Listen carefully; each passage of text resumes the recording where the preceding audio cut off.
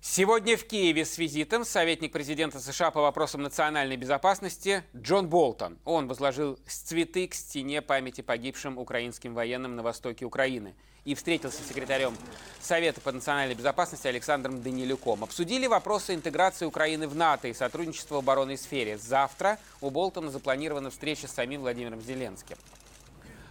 О чем будут говорить с президентом Украины, он рассказал украинской службе «Радио Свобода» в эксклюзивном интервью. Давайте посмотрим.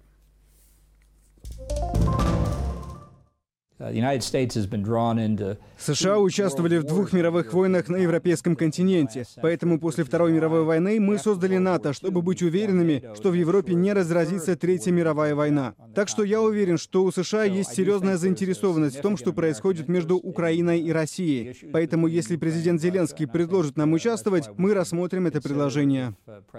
Мы очень обеспокоены этим. В Черном море несколько союзников НАТО, которые тоже являются частью этого.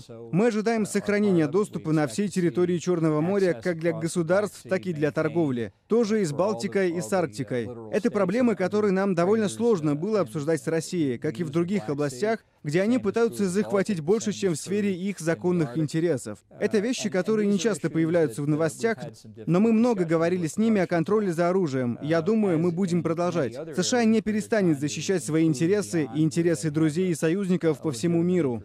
Думаю, поддержка уже есть. Совместные операции, наши корабли, которые заходят в Черное море. Я думаю, мы будем продолжать. И военное сотрудничество, которое мы наблюдали в последние несколько лет, тоже продолжится и будет развиваться. Можете рассказать подробности? Думаю, все зависит от обстоятельств в Черном море. С моей точки зрения, я был здесь, в Украине, в прошлом году. 2 армии тесно связаны, и эта связь становится сильнее. Мы сотрудничаем в нескольких сферах. ООН, безусловно, это один из вариантов, который может рассмотреть Украина. Но нужно обратить внимание, иногда назначенные миротворческие операции ООН замораживаются. Получается, что миротворческие миссии становятся перманентными. Нужно быть осторожными, прежде чем запускать этот механизм. ООН создает миротворческие миссии, и затем они продолжаются бесконечно. Мой любимый пример — Западная Сахара. Может, в Украине немногие слышали, но миротворческая миссия ООН там уже 29 лет, и никуда уходить пока не собирается. Думаю, понятно, что Украина смотрит на все доступные опции, чтобы решить разногласия с Россией. Но если решить их хочется за какое-то адекватное время, стоит подумать, нужны ли миротворцы ООН.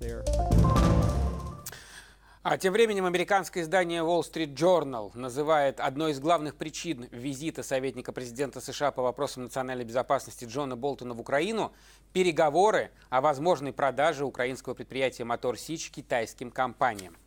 По данным американских журналистов, в Вашингтоне считают, что такая сделка значительно усилит оборонный потенциал Китая и вредит национальной безопасности США. Поэтому Болтон должен убедить украинские власти и собственников завода соглашение не подписывать.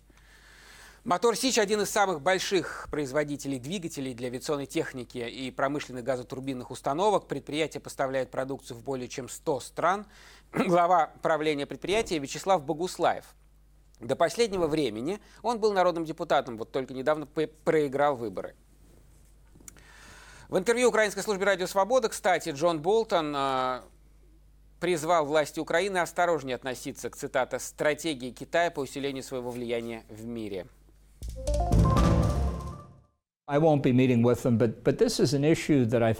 Я не буду с ними встречаться, но это вопрос, который я считаю важным не только для Украины, для США, для Европы, для Японии, Австралии, Канады и других стран. Вопрос с попытками китайцев использовать свои торговые излишки, чтобы получить экономическое преимущество в других странах по всему миру, получить выгоду от оборонных технологий, которые разработали другие страны. У нас в Соединенных Штатах есть набор механизмов для защиты наших чувствительных отраслей производства, связанных с национальной безопасностью. Мы думаем, что это то, о чем Украине тоже стоит задуматься. У Китая есть стратегия, долгосрочная стратегия, чтобы усилить свое влияние. У них свое видение, как должен выглядеть мировой порядок. Мы верим в свободный и открытый Индо-Тихоокеанский регион так же, как в открытый регион Центральной и Восточной Европы. Мы будем говорить об этих проблемах с разными представителями украинского правительства, которые разделяют наше беспокойство, чтобы услышать их оценку ситуации.